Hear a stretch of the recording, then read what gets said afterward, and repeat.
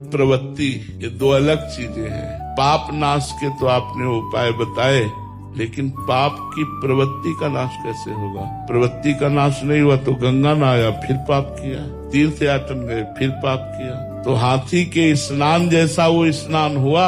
हाथी स्नान किया, धूल भर के सूंड से फिर ऊपर डाल लिया, तो क्या स्नान किया? तो जब तक पाप की प्रवृत्ति का नाश नहीं होगा तब तक बात नहीं बनेगी। मुद मंगलमय संत समाजू, जो जग जंगम तीर्थ राजू। अगर संतों का अवगाहन कर लिया जाए तो करोड़ों बार गंगा स्नान का फल एक बार संत समागम है। क्यों?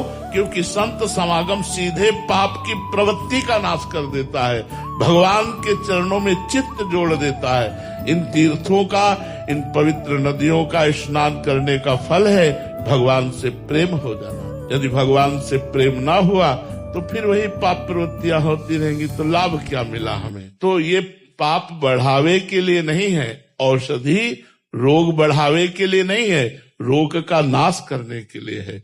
गंगा जी आपकी बुद्धि को पवित्र करेंगी, गंगा जी आपको साधु समागम दिलाएंगी, साधु समागम आपको भगवान की रति प्रदान करेगा, भगवान की रति से पाप की प्रवृत्ति का नाश हो जाएगा, जन्म जन्म के पाप नष्ट हो जाएंगे।